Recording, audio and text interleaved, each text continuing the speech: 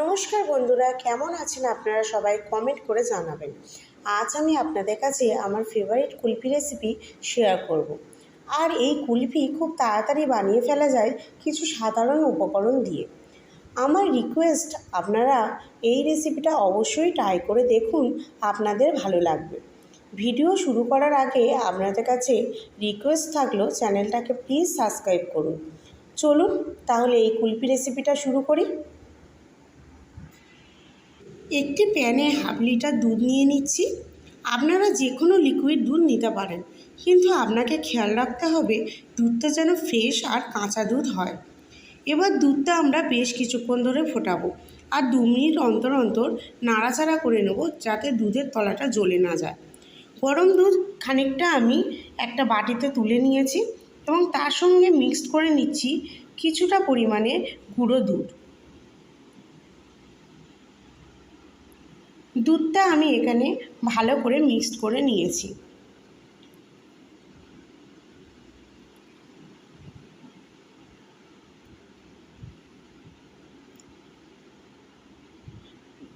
দুধটা ফোটা পর্যন্ত আমি একটা মিক্সিং জারের মধ্যে 8-10টা মতন এলাচ আর কিছুটা পরিমাণে চিনি পেস্ট করে নেব। আপনারা চিনিটা যে যার স্বাদ অনুযায়ী দেবেন।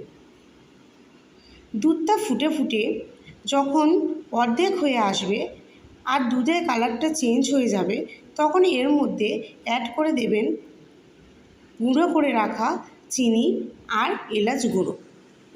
এলাচ গুঁড়ো দিয়ে বেশ কিছুক্ষণ দুধটাকে ফোটানোর পর আমি এর মধ্যে দিয়ে দেবো 8-10টা মতন কিশমিশের পেস্ট দিয়ে আমি দুধটাকে আরও বেশ কিছুক্ষণ নাড়িয়ে চাড়িয়ে ফুটিয়ে নেব, যাতে দুধের তলাটা পুড়ে না যায়।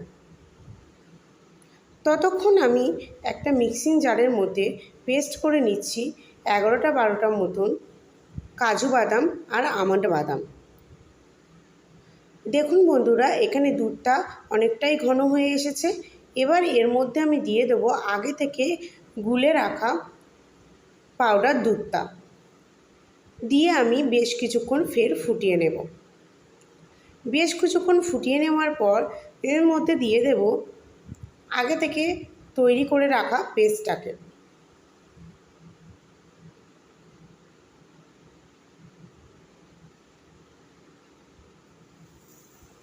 দুধটা আমাদের পুরো রেডি হয়ে গিয়েছে।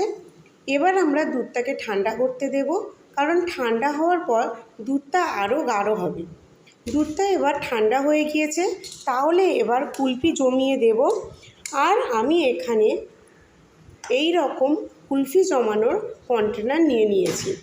আপনারা চাইলে চা বা কফির প্লাস্টিক কাপ ব্যবহার করতে পারেন। এবার এই কুলফিটা জমানোর জন্য আমরা 8 থেকে 9 ঘন্টা বা পুরো একটা রাত ডিপ ফ্রিজে রেখে দেব। পুরো একটা রাত ডিপ ফ্রিজে রাখার পর আমি কুলফিটা বার করেছি। আপনারা দেখতে পাচ্ছেন মালাই কুলফিটা একদম রেডি হয়ে গিয়েছে। আশা করছি এই রেসিপিটা আপনাদের খুবই ভালো লাগবে আর আপনারা বাড়িতে অবশ্যই ট্রাই করে দেখবেন, আপনাদেরও খুব ভালো লাগবে।